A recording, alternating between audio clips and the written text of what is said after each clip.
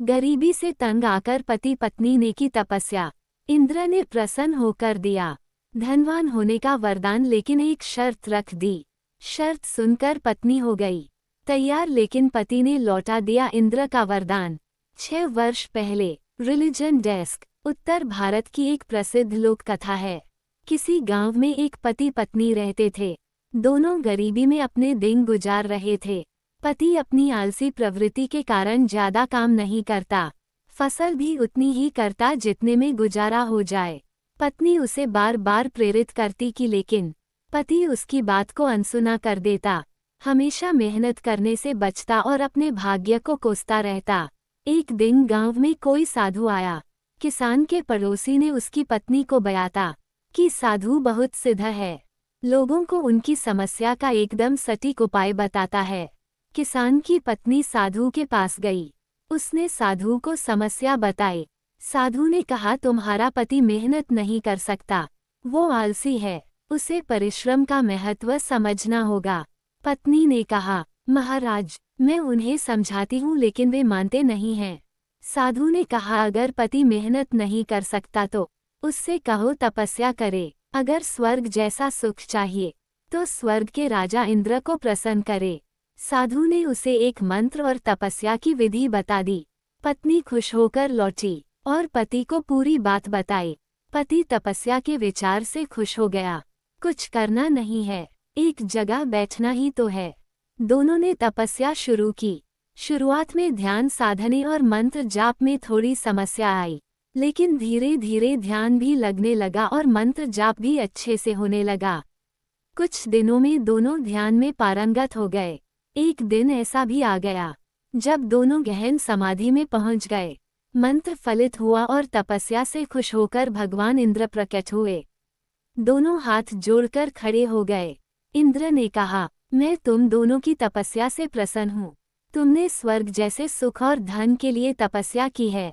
मैं तुम्हें ऐसा वरदान देता हूँ कि तुम्हारे घर में कभी धन का भंडार खत्म नहीं होगा, लेकिन इसके लिए तुम दोनों को अलग रहना होगा। पति ने कहा, अलग क्यों रहना होगा, हम साथ रहेंगे, हमारा रिश्ता पति पत्नी का है, हम दोनों ने ही साथ में तपस्या की है। इंद्र ने कहा, इसलिए तुम दोनों को अलग अलग रहना होगा।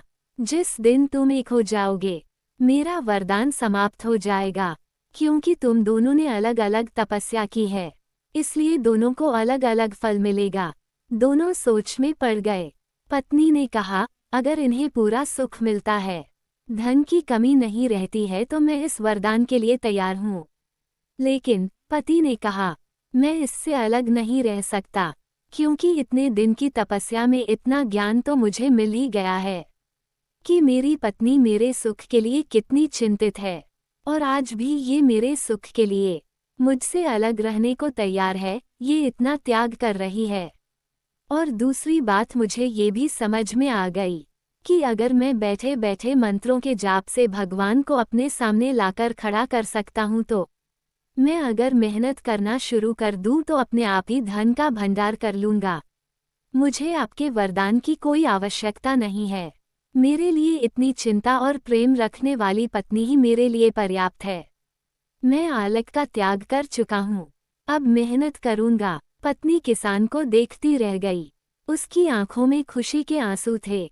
इंद्र ने जवाब दिया, मेरा वरदान खाली नहीं जाएगा, तुम दोनों साथ भी रहोगे और धन भी रहेगा। ये सिर्फ तुम्हारी आंखें खोलने के लिए था। हमारा सबसे बड़ा खजाना हमारे रिश्ते और परिजन हैं।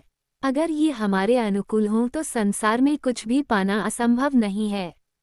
कहानी का सार, हमारे रिश्ते और हमारा स्वस्थ शरीर ही हमारे लिए सबसे बड़ा खजाना है।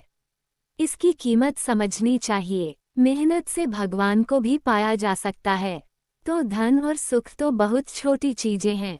हर हर महादेव। अगर आप लोगों को यह वीडियो पसंद आई हो तो प्लीज़ चैनल को सब्सक्राइब करें, लाइक करें और कमेंट में यह जरूर बताएं कि यह कहानी आपको कैसे लगी।